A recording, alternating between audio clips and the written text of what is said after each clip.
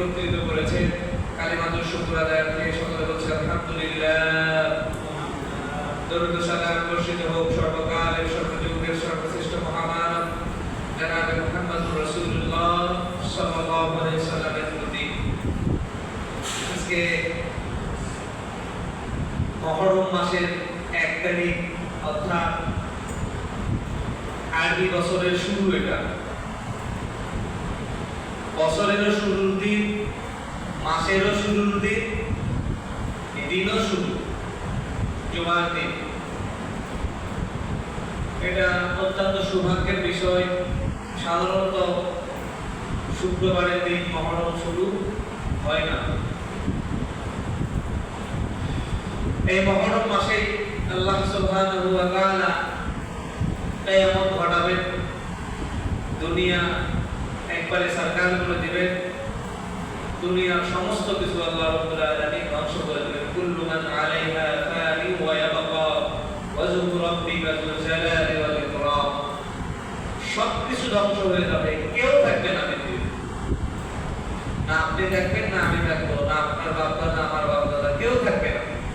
একটা কিছু থাকবে না দুনিয়াতে, এমনকি কোন ফেরেশতাও থাকবে না। আমাদেরকে যে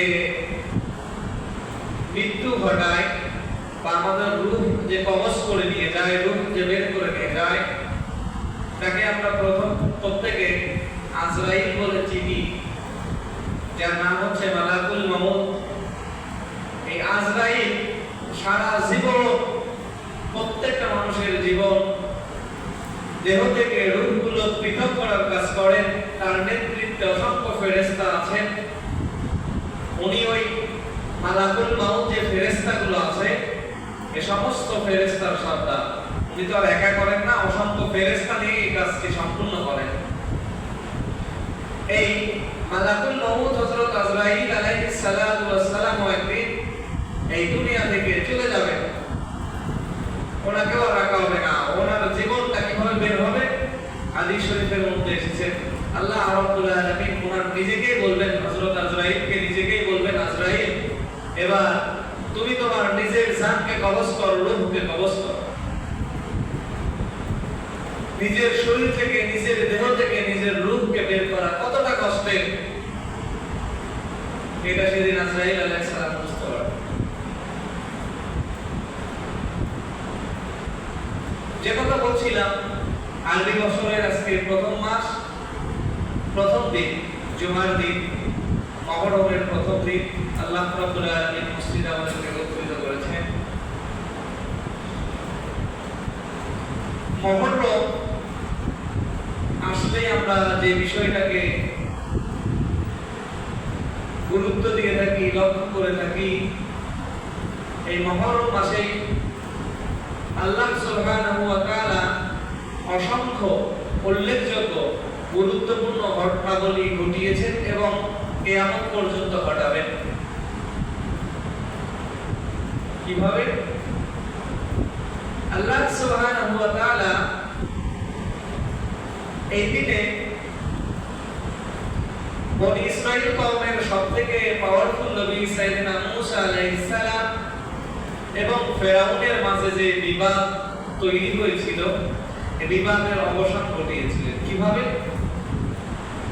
সাইয়েদনা মূসা আলাইহিস সালাতু ওয়াস সালাম মুহররমের 10 তারিখে তাদের দলবল নিয়ে যখন ফেরাউন এবং তার সৈন্যবাহিনী ধাওয়া করলেন, ফেরাউন এবং তার সৈন্যবাহিনী যখন মূসা আলাইহিস সালাম এবং তার কওমকে ধাওয়া করলেন, নীল নদের কাছে এসে আর যেতে পারছে না। সামনের দিকে নীল নদ, পিছনের দিকে ফেরাউনের সৈন্যবাহিনী।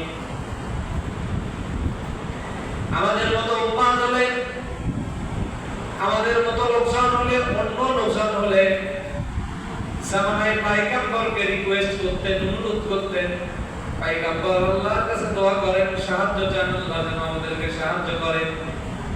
সাইয়েদনা মূসা আলাইহিস সালামের উম্মতের মধ্যে, দলের মধ্যে 12টা গোত্র ছিল। 12টা গোত্রের লোক এসে মূসা আলাইহিস সালামকে বলছেন, মূসা আল্লাহ কও ঠিক করে দিন। কি করবে আল্লাহরে কও? আল্লাহ রাব্বুল আলামিনের কাছে মূসা আলাইহিস সালাম আরজ করলেন, রব্বুল আলামিন, আমার পুত্র 12টা, সামনে যাওয়ার রাস্তা নেই, নির্মম, পিছনে যাওয়ার রাস্তা নেই, পিছনে ফিরাউনের সৈন্যবাহিনী। তোমার হককে চিন্তা করার জন্য, আল্লাহর জমিনে আল্লাহর দিনকে কায়েম করার জন্য অল্প কিছু সংখ্যক লোক নিয়ে আমি বের হয়েছি তোমার নবুয়তার রিসালাতের দায়িত্ব পালন করার জন্য। রব্বুল আলামিন, আমাকে সাহায্য করো। আল্লাহ রব্বুল আলামিন মূসা আলাইহিস সালামকে বললেন, তিলকা বিয়ামিনিকা ইয়া মূসা, হে মূসা, তোমার হাতের মধ্যে কি? মূসা আলাইহিস সালাম বললেন, রব্বুল আলামিন, এটা আমার লাঠি, লাঠি দিয়ে পানিতে আঘাত করো। মূসা আলাইহিস সালাম রব্বুল আলামিনের কাছে অনুরোধ করছে, আল্লাহ, আপনি তো জানেন আমার কওমের অবস্থা, গোত্রের অবস্থা, 12 গোত্র এক রাস্তা দিয়ে যাবে না, কেউ কারো রাস্তা দিয়ে হাঁটবে না। আল্লাহ, আপনার কাছে অনুরোধ করছি, আপনার কাছে ভিক্ষা চাচ্ছি, এই নীল নদের মধ্যে অন্তত 12টা রাস্তা করে দেন, প্রত্যেকটা গোত্র যেন আলাদা আলাদা রাস্তায় যেতে পারে। আল্লাহ রাব্বুল আলামিনের নির্দেশে সাইয়েদনা মূসা আলাইহিস সালাম যখন এই মুহররমের 10 তারিখের দিনে হযরত মূসা আলাইহিস সালাম নীল নদের পানির উপর লাঠি দিয়ে আঘাত করলেন, রব্বুল আলামিন সঙ্গে সঙ্গে 12টি গোত্রের জন্য 12টি আলাদা আলাদা রাস্তা দিয়ে দিলেন। সুবহানাল্লাহ।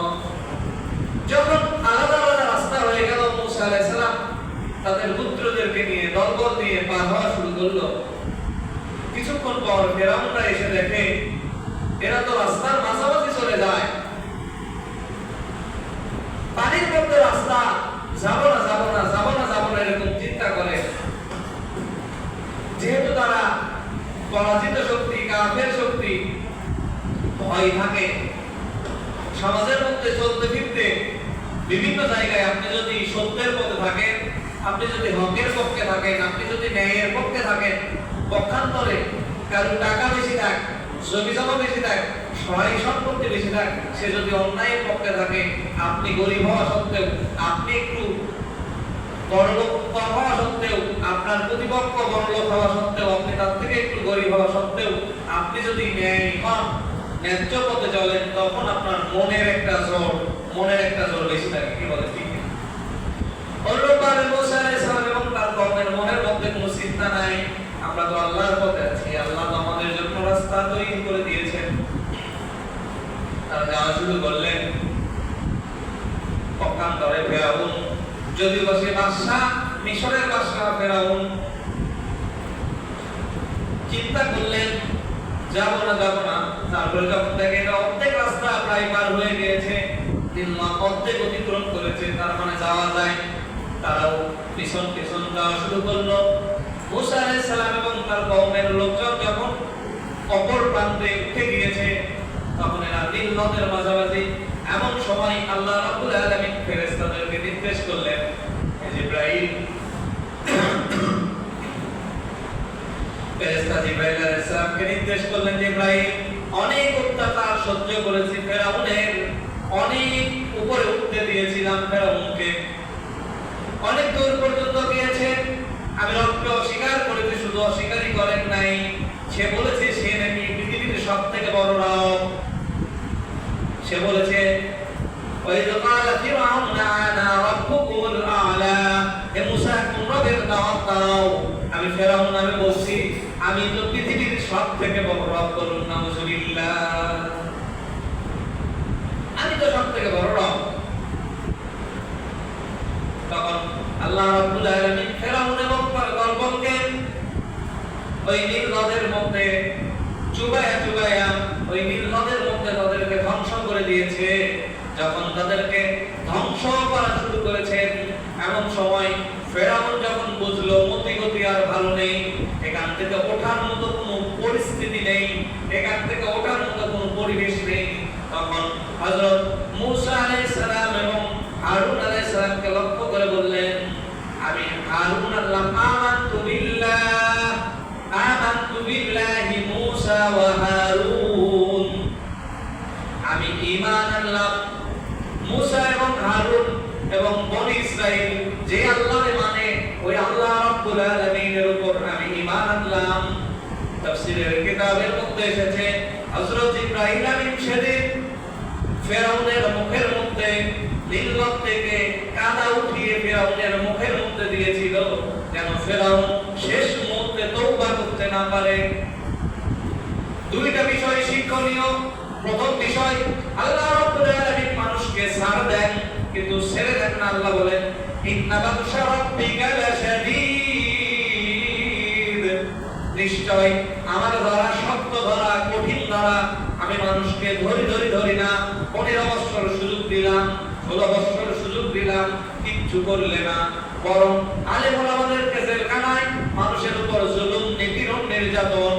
যখন আমি আল্লাহ রাব্বুল আলামিন ধরেছি, শুধু তোমাকে ক্ষমতার যুক্তই করি নাই, দেশে যেন সারা জীবনের জন্য আসতে না পারো সেই ব্যবস্থা করে, অপমান করে, লাঞ্ছিত করে আমি আল্লাহ রাব্বুল আলামিন তোমাকেও দেশ ছাড়া করে দিয়েছি। জন্য আল্লাহ বলেন, ইন্না বাতশা রাব্বিকা লাশাদীদ, আমার ধরা বড় ধরা, আমি যখন ধরি তখন আমি ছাড়ি না। কুলিল্লাহুম্মা মালিকাল মুলকি তুতিল মুলকা মিম্মান তাশা ওয়া তুইজ্জু মান তাশা ওয়া তুযিল্লু মান তাশা। রব্বুল আলামিন বলেন, সমস্ত কুলিল্লাহুম্মা মালিকাল মুলকা মিম্মান তাশা, পৃথিবীর যত রাজত্ব, দুনিয়ার যত রাজত্ব, আখিরাতের যত রাজত্ব, সব রাজত্বের মালিক আমি আল্লাহ। ওয়া তুইজ্জু মান তাশা, আমি যারে ইচ্ছা তার রাজত্ব দান করি, সম্মান দান করি। ওয়া তুযিল্লু মান তাশা, পাশাপাশি যারা বেঈমানি করে, বিশ্বাসঘাতকতা করে, আমি আল্লাহ রাব্বুল আলামিন তাদেরকে নিকৃষ্টভাবে, তাদেরকে আমি আল্লাহ রাব্বুল আলামিন অপমানিত করে দিই, লাঞ্ছিত করে দিই। দেখলেন না, কয়েকদিন আগে ইসরাইল আমেরিকা খুব লাফালাফি করলো, মাত্র কয়েকদিন ইরান একটু পুরুষের মতো গর্জন দিয়েছে, কয়েকটা মিসাইল মেরেছে, কিছু পারমাণবিক অস্ত্র মেরেছে। স্বয়ং আমেরিকার প্রেসিডেন্ট ডোনাল্ড ট্রাম্প পর্যন্ত বলেছে যে না, আপনারা শান্ত হন। পরবর্তীতে কাতারের মধ্যস্থতায় যুদ্ধটা স্থগিত হয়েছে।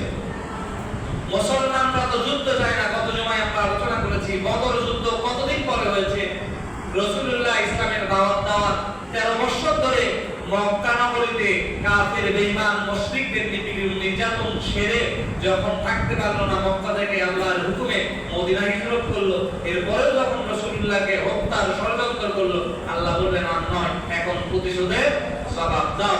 যখন প্রতিশোধের জবাব দেওয়া শুরু করলো, তারপর কাফের, বেঈমান, মুশরিক এই শক্তিগুলো আস্তে আস্তে দুর্বল হওয়া শুরু হলো। সুতরাং যে কথা বলছিলাম, এই মুহররমের 10 তারিখে, আশুরার 10 তারিখে আল্লাহ রাব্বুল আলামিন সাইয়েদনা মূসা আলাইহিস সালাম এবং তার অনুসারীকে ফেরাউন, নিকৃষ্ট ফেরাউনের হাত থেকে আল্লাহ রাব্বুল আলামিন সবল বলে বাঁচিয়ে নিয়েছেন। এবং নিকৃষ্ট ফেরাউনকে আল্লাহ রাব্বুল আলামিন সেদিন দুনিয়া থেকে নীল নদের মধ্যে নিশ্চিহ্ন করে দিয়েছেন। আর ফেরাউন এত বড়, পৃথিবীর ইতিহাসে, সারা পৃথিবীর ইতিহাসে 4 জন বাদশা পুরা পৃথিবী দখল করেছিল, পুরা পৃথিবীর শাসন কার্য পরিচালনা করেছিল। তার মধ্যে 2 জন মুসলমানের আর 2 জন হচ্ছে কাফেরদের। মুসলমানদের মধ্যে 2 জন যারা ছিল, এক নম্বরে ছিল পয়গম্বর হযরত সুলাইমান আলাইহিস সালাম, পুরা পৃথিবী রাজত্ব করতেন সুলাইমান আলাইহিস সালাম। আরেকজন ছিল যাকে আমরা বলি ইস্কেন্দার বা সেকেন্দার, বাদশা সেকেন্দার। পুরা বিশ্ব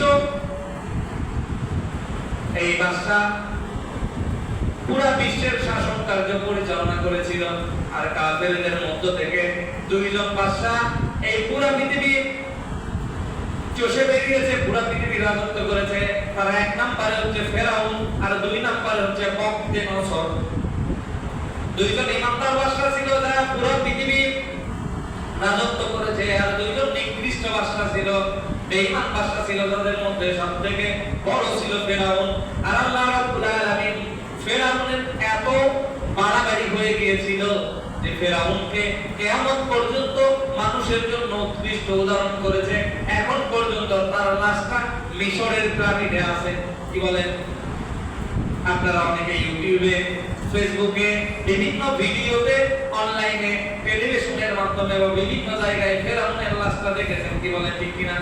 এখন পর্যন্ত কোনো মেডিসিন ছাড়া আল্লাহ রাব্বুল আলামিন মিশরের পিরামিডে এই ফেরাউনের লাশটাকে রেখে দিয়েছেন দেখার জন্য। তো তোমরা যারা ফেরাউনের মতো রাজত্ব কায়েম করতে চাও, তোমরা যারা ফেরাউনের মতো হতে চাও, ফেরাউনের মতো স্বৈরাচারী হতে চাও, শিক্ষা নিয়ে নাও। কিয়ামত পর্যন্ত একে শক্তি করে, এর লাশটা শক্তি করে পচন রোধ করে আমি আল্লাহ রাব্বুল আলামিন রেখে দিয়েছি। এজন্য এই মুহররমের 10 তারিখে আল্লাহ রাব্বুল আলামিন মুসা আলাইহিস সালাম এবং ফেরাউনের এই পার্থক্যটা করে দিয়েছেন।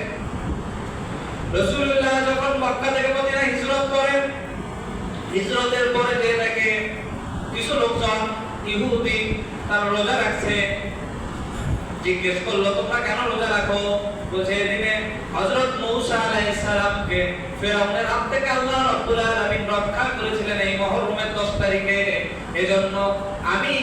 এজন্য আমরা প্রত্যেকে শুকরিয়া স্বরূপ আমরা এই দিন রোজা রাখি। বলুন সুবহানাল্লাহ। আল্লাহ রাসূল বললেন মূসা আলাইহিস সালামকে তো ইহুদিরা আমাদের চাইতে বেশি ভালোবাসে না, আমরা তো মূসা আলাইহিস সালামকে বেশি ভালোবাসি, তাহলে আমরাও রোজা রাখি। তবে যেহেতু ইহুদিরা এই দিনে রোজা রাখে, আমাদের আমল ইহুদি খ্রিস্টানের থেকে একটু ব্যতিক্রম হবে, আলাদা হবে। সুতরাং আমরা একটা না, আমরা দুইটা করে রোজা রাখবো। মূসা আলাইহিস সালামকে যেহেতু আমরা বেশি ভালোবাসি, আমরা 9 তারিখ 10 তারিখ অথবা 10 তারিখ 11 তারিখ এই 10 তারিখের সঙ্গে মিল করে দুইটা রোজা রাখবো। তো আজকে যেহেতু 1 তারিখ, আগামী শনিবার দিবাগত রাত আপনার হচ্ছে আশুরার রাত, যদি কেউ চান শুক্র শনি অথবা শনি রবি এরকম করে রোজা পালন করতে পারেন। এই রোজার ফজিলত কি? আল্লাহ রাসূল সাল্লাল্লাহু আলাইহি সাল্লাম হাদিস শরীফের মধ্যে বলেন আফজালুস সিয়াম বা'দা শাহর রমাদান সিয়ামু শাহরিল্লাহিল মুহাররম।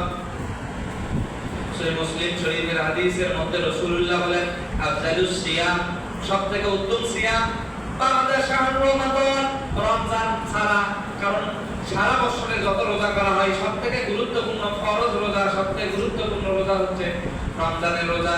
সুতরাং আল্লাহ রাসূল বললেন আফজালুস সিয়াম বা'দা শাহর রমাদান, রমজান বাদ দিয়ে যত রোজা আছে সিয়ামু শাহরুল্লাহিল মুহাররম, সেটা হচ্ছে আল্লাহ রাব্বুল আলামিনের মাস মুহররমের রোজা। এই মুহররম মাসকে আল্লাহ রাব্বুল আলামিনের মাস বলা হয় শাহরুল্লাহ। এজন্য এই মাসের বিশেষ ইবাদতের মধ্যে একটি হচ্ছে এই মাসে রোজা রাখা। এই মাসে রোজা রাখলে দুইটা জিনিস হয়। একটা হচ্ছে যখন কিয়ামত হয়ে যাবে, এই দিনটাতে তো কিয়ামত হবে, যখন কিয়ামত হবে মুহররমের 10 তারিখ হবে, দিনটা শুক্রবারের দিন হবে। এই দিনে আল্লাহ রাব্বুল আলামিন সকালবেলা ফজরের নামাজ সারা পরে, ফজরের নামাজের পরে ফজরের নামাজ পড়বে মুসল্লিরা, পড়ার পরে আল্লাহ রাব্বুল আলামিন একটা পূর্ব দিক থেকে বাতাস প্রবাহিত করবে। ওই বাতাস ইমানদার মুসলমান যত আছে পুরো পৃথিবীতে সমস্ত পৃথিবীর মুসলমানদের শরীরে লাগবে। শরীরে লাগার সঙ্গে সঙ্গে যত মুসলমান আছে, যত ইমানদার আছে, যাদের কিঞ্চিত জাররা পরিমাণ ঈমান আছে, তাদের শরীরে বাম বগলের নিচে একটা করে ফোঁড়া উঠবে এবং ওই দিনই সমস্ত মানুষ এই ফোঁড়ার আঘাতে মরে যাবে। যখন সমস্ত মানুষ মরে যাবে একদিনে, তখন এই পৃথিবীতে আল্লাহ আল্লাহ বলার আর কোনো লোক থাকবে না। আর যখন আল্লাহ আল্লাহ বলার কোনো আর লোক থাকবে না, তখন আল্লাহ রাব্বুল আলামিন এই মুহররমের 10 তারিখে আশুরার দিনে, শুক্রবারের দিনে আল্লাহ রাব্বুল আলামিন এই পৃথিবীকে ধ্বংস করবে। এজন্য যেহেতু রমজানের পরে এই রোজার অত্যন্ত গুরুত্ব আছে, সুতরাং এই রোজাগুলো আমরা পালন করার চেষ্টা করি। আমরা যদি কোনো ইবাদত বন্দেগী করতে চাই, শনিবার দিবাগত রাত্রিতে আমরা ইবাদত বন্দেগী করতে পারি। এই রাত্রিতে আরো অসংখ্য কাজ হয়েছিল। সাইয়েদনা নূহ আলাইহিস সালামের যে মহাপ্লাবনের কথা আমরা জানি, মহাপ্লাবন যেদিন থেমে গিয়েছিল, নূহ আলাইহিস সালামের নৌকা যদি পাহাড়ে থেমেছিলেন, এটাও ছিল মুহররমের এই 10 তারিখ।